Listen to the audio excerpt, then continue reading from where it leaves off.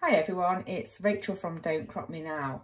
I'm going to do a video today which is going to be 3 ways to use up the leftover Christmas cake. I'm not sure Anthony thinks there should be any leftover Christmas cake.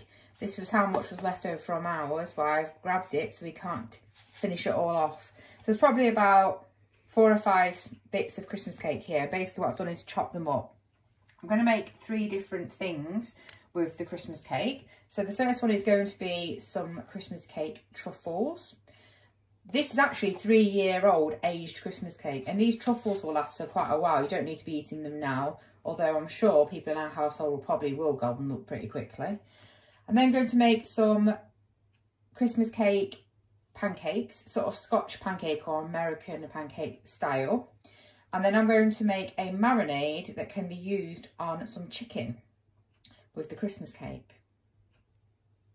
So firstly, the truffles. This is just a really simple recipe. In this bowl, I've got 100 grams of dark chocolate, just the cheap own supermarket brand. You don't need something expensive or particularly high cocoa really for this. And about maybe 30 grams of salted butter. So I'll put that in the microwave and just let it all melt down and combine. So I'm going to add some of the Christmas cake. So I'll probably add about half of this actually.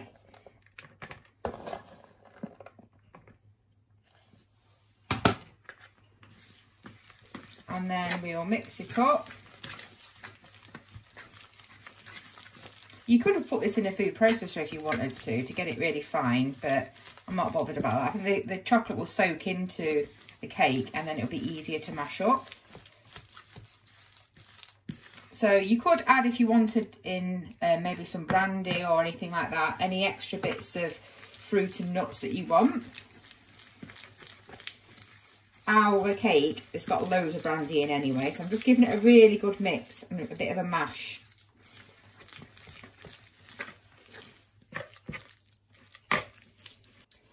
So I've let the truffle mixture sort of set up really for about half an hour.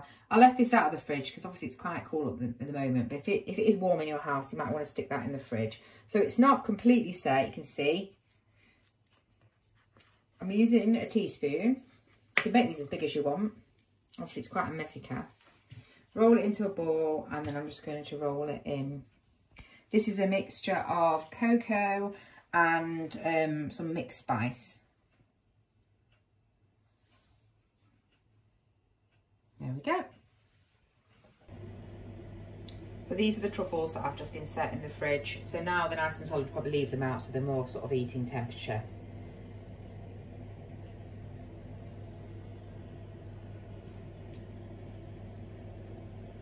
So to make these pancakes, this is the standard recipe that I tend to use for making any of the sort of fluffy type American style Scotch pancakes. So I tend to use quite a heaped spoonful of flour. So obviously you can use self-raising flour, you don't need to then add any raisin agent, or you could use a plain or a bread type flour and then you would need to add some raisin agent. But that amount, which is, this isn't a tablespoon, it's not a standard spoon, but it's probably about the same as a tablespoon, when you heap it up, gives you enough for maybe 2 medium sized or 3 smaller sized pancakes. So I tend to do that per person. So in this bowl, I've just got 3 of those heaped spoonfuls of the flour, and I've added about a teaspoon of this baking powder in. So the basis of making these pancakes is, depending how sweet you want them, usually do add some sort of sweetener in. So I'm going to add a tiny bit of sugar. So again, probably about half of a tablespoon. Obviously you can add more if you want, but usually these things you put syrup and stuff on top anyway, so you don't really need lots of extra stuff. You then need to add an egg. So this is a whole egg. Add some of your chopped Christmas cake in. And again, if you wanted to use this recipe, you could add anything that you want into this. So you can put your nuts, chocolate chips, cherries, bits of fruit, anything that you want. Use this basic recipe. And then what you do is you just add milk enough to make it combine, and it needs to be quite thick. So I've just got some milk here. I'm just going to splash a tiny bit in. So obviously that's not quite enough. So I just add a tiny bit each time because you want it to stay thick, and you can't obviously get the milk out once it's in. So it's still not quite combined.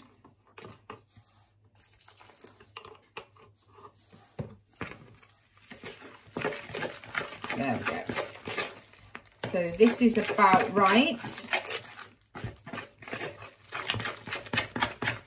So you want it to be thick. It's a bit like I would say a thin cake batter. So it's thinner than a cake batter, but it certainly would drop off the spoon.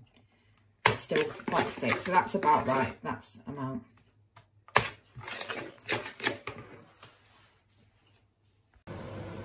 So I've let the pancake mix sit for probably an hour or so. You don't need to do that. You can just cook it straight away. But you can see is it started bubbling up a bit anyway, because obviously there's a bit of acid in that milk, and you've got the raisin agent. But it's fine to just do it straight away. So I've got a really heavy bottomed pan with about a tablespoon of oil in there. You need to get it quite hot. So I would take maybe small dollop like that. Probably get 4 in this pan, I should think. Remember, you've got to flip them over so don't have them too close.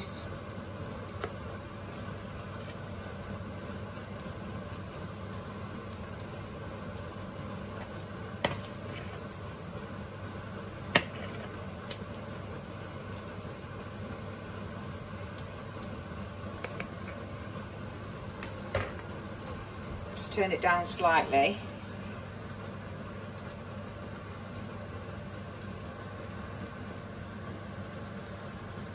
As you can see, it's just starting to cook here. The reason I say use a decent pan is you really don't want these to stick. So we will let these cook through until they're nearly cooked. So this top bit will still look wet, but you'll see that it's rising up the sides.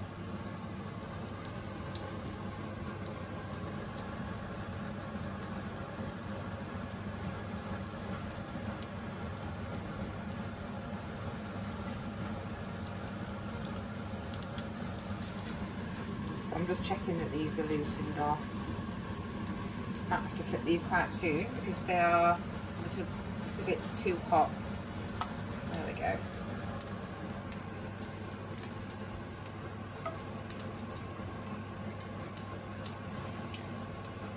I've turned the heat down now, so the second batch will probably be a bit better, more controlled. There we go. If you want, you can give them a bit of a squish down.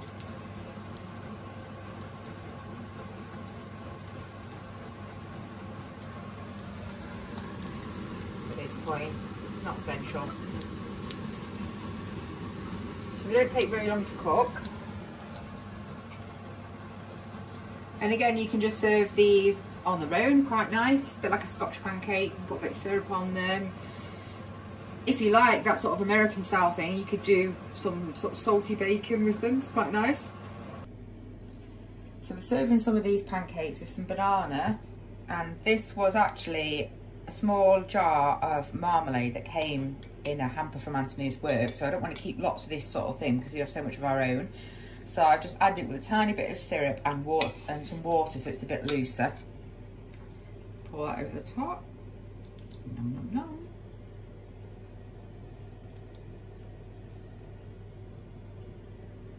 Not the most healthiest breakfast, but I'm sure it'll be very tasty.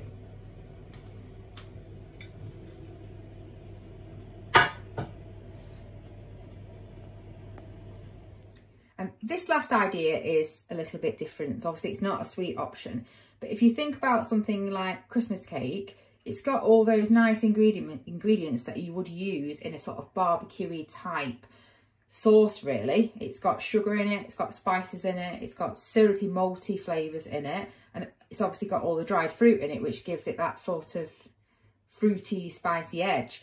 So it's actually a great ingredient if you want to use it in this way. You could also use it in something like stuffing, the same sort of idea. So what I'm going to do is I'm going to add some syrup. I'll just stick that there, let it go down. Some ketchup, a little bit of soy sauce, some tomato puree, and some chutney as well. And again, the chutney has got those, the sugar, the vinegar, those things that make a nice marinade. And then I'll season it up with some salt and pepper. So this is just one of our homemade chutneys, but really you could use any of your leftover chutneys in this sort of thing. So it's probably about 2 tablespoons or just under 2 tablespoons there. Probably about a tablespoon of ketchup. A couple of tablespoons of dark soy sauce. And then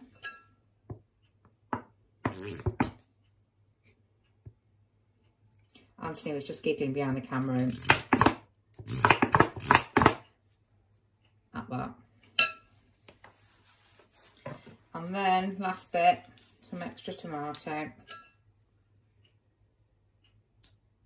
Oops, hole in it there.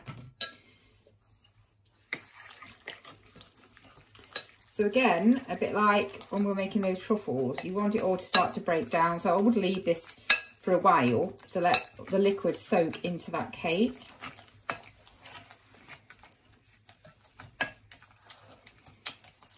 I'm just mashing it up a bit. You could get your hands into this if you like that sort of thing, but obviously quite messy. And then I would season this up. It's obviously, I'm not going to put any more salt in actually, because that soy sauce is quite salty. But I am going to put a lot of freshly grated pepper in.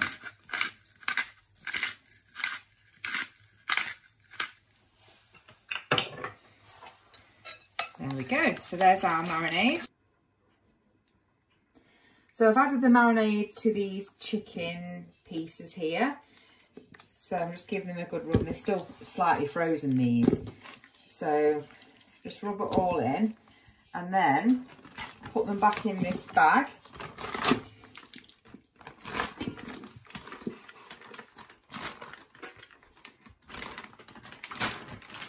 Just get the rest of the marinade out.